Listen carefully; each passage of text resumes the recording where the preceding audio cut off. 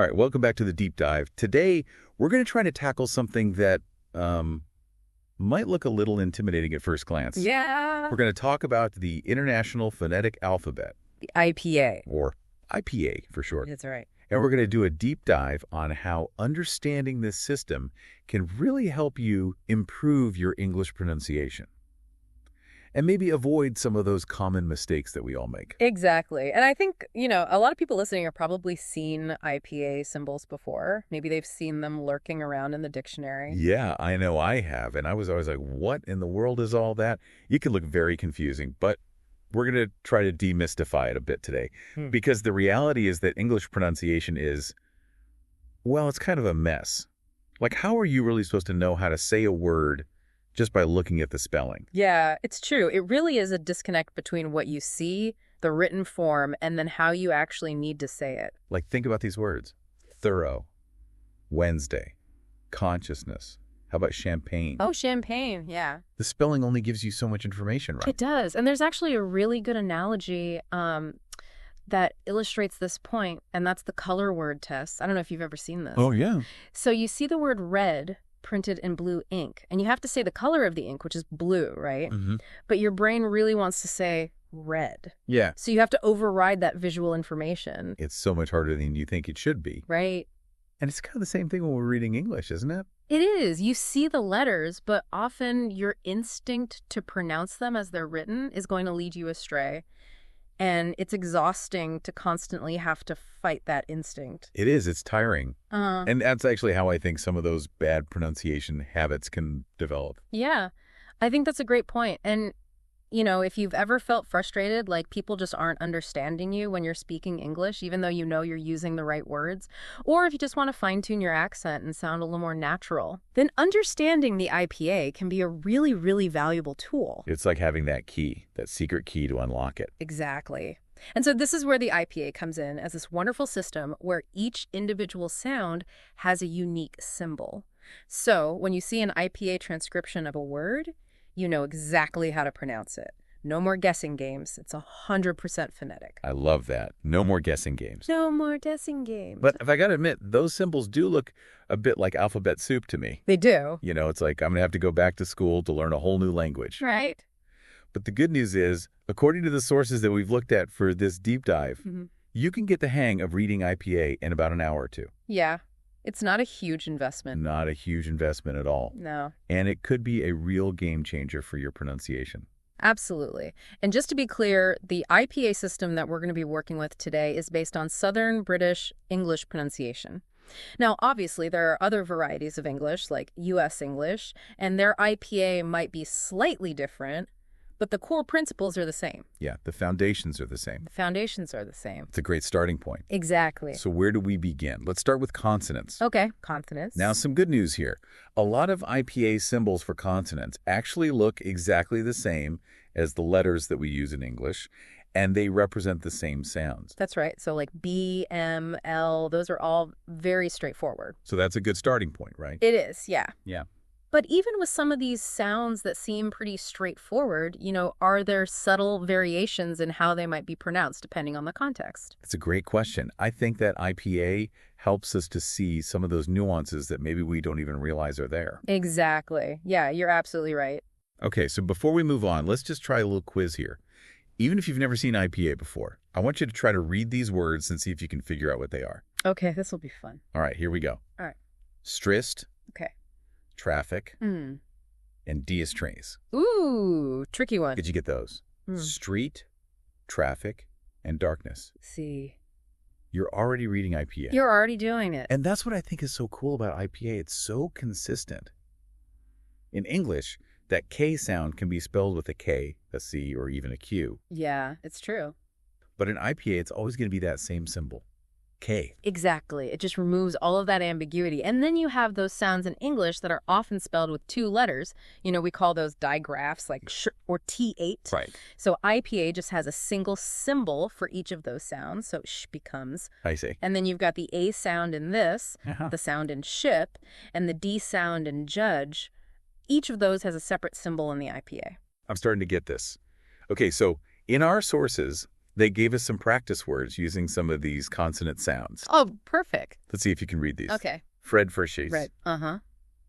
And Goot. Ooh, that one's tough. Did you get them? I think so. That was fridge, think, teacher, and shopping. Yes. Now, did you notice that little mark, that little apostrophe-looking thing before the second syllable in teacher and shopping? I did, yeah. What is that? That's the stress mark. Oh, okay. And it tells you which syllable to put the emphasis on. So in teacher, the stress is on T, and in shopping, the stress is on shop. Right. And that's really important for getting that natural-sounding rhythm in English. It really is. You know, and it's interesting when you start to look at IPA, you realize just how important word stress is. It is. Because it can completely change the meaning of a word. It can. All right, so we've made some good progress with consonants, but now let's dive into the world of vowels. Oh, yes.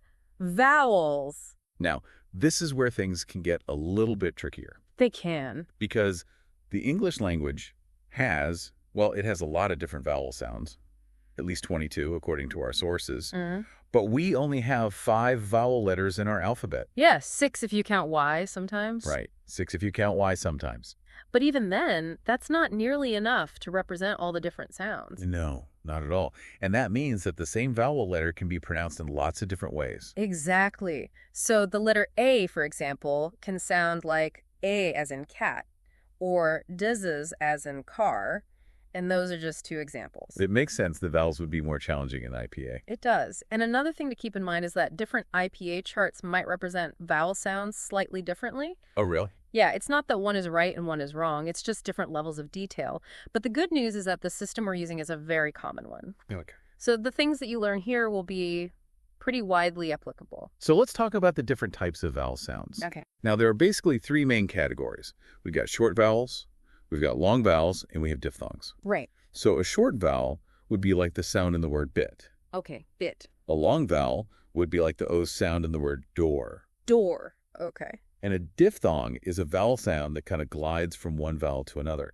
like the dupe sound in home. Right, home. And you know, it's interesting that colon-like symbol after a vowel in IPA, it doesn't just mean that you hold the sound for longer. It doesn't. No, it often indicates a completely different vowel quality. So like your tongue and mouth are in a different position compared to the short vowel counterpart. I see.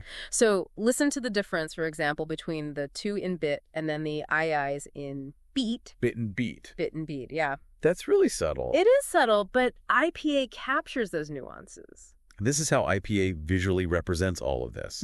Short vowels are just a single symbol. Long vowels have that colon after them, and diphthongs are 2 symbols next to each other. Okay, that makes sense. All right, you ready to test your vowel reading skills? Oh, I think so. Let's do it. Okay, here we go. All right. Rejuweligen, Hmm. Brinkwar, Okay. and Royans. Uh-huh.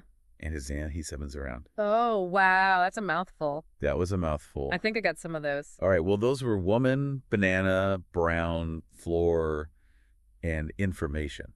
Okay, yeah, I got most of those. All right, let's try a couple more. Okay. How about here? All right. Runsbija, Ooh. Orgiskija, Okay. Ejizmili, Mm. and seven. Mm. Did you get those? I think I got a couple of those. All right, those were airport, mango, anyone, eerily, and zero.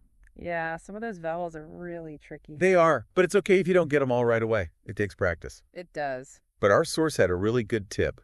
They recommended a website called phonetics.com. Oh, I've heard of that one. Have you? Yeah, it's great. You can copy and paste any English text, and it'll show you the IPA transcription. Oh, that's so helpful. Isn't that great? Yeah. You can even choose between UK and US English pronunciation. So it's a good way to see IPA in action. It really is. And then if you want to actually practice writing in IPA, which I think is a really good idea, I agree. our source mentioned a tool called IPA.type8.org. It's a free online IPA keyboard. Oh, wow. So you can type out words phonetically. That sounds really useful. It is. It is really useful. So we've talked about reading IPA, we've talked about writing an IPA, but how can we actually use this to improve our English pronunciation? Yeah, that's the big question. That's the key question, right? And our source actually had a surprising piece of advice. Really? Yeah. They said, if you find that IPA just isn't working for you, if it's more confusing than it's helpful, Uh-huh. just don't use it. Really? Yeah. They said, for some people, it's much easier to just listen to native speakers and try to imitate their pronunciation. And that's totally fine. Everyone learns differently.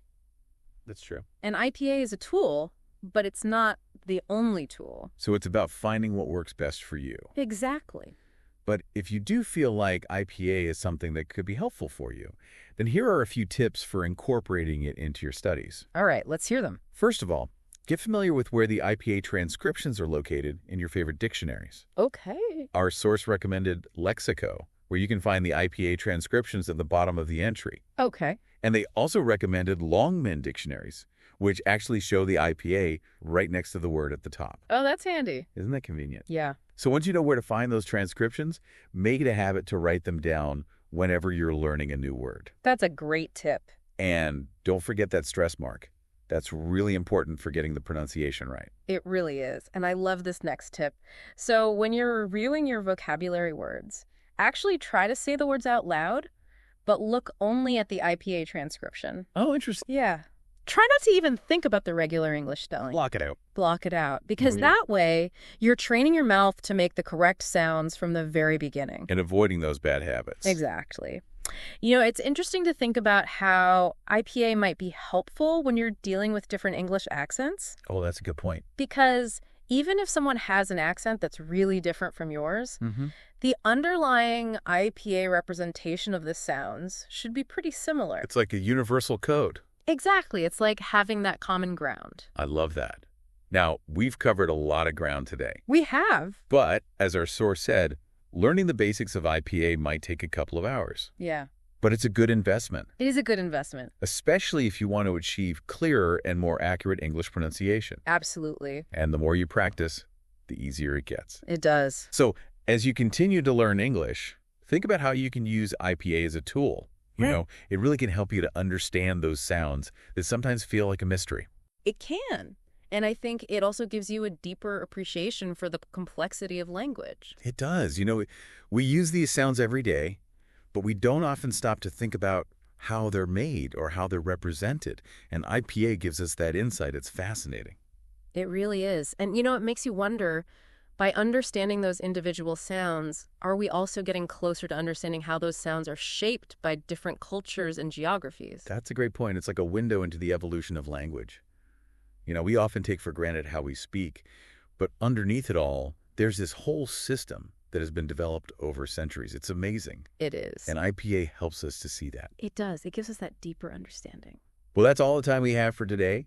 But hopefully, this deep dive has given you a new appreciation for the International Phonetic Alphabet and how it can help you to improve your English pronunciation. Thanks for joining us. It's been a pleasure. And we'll see you next time on The Deep Dive.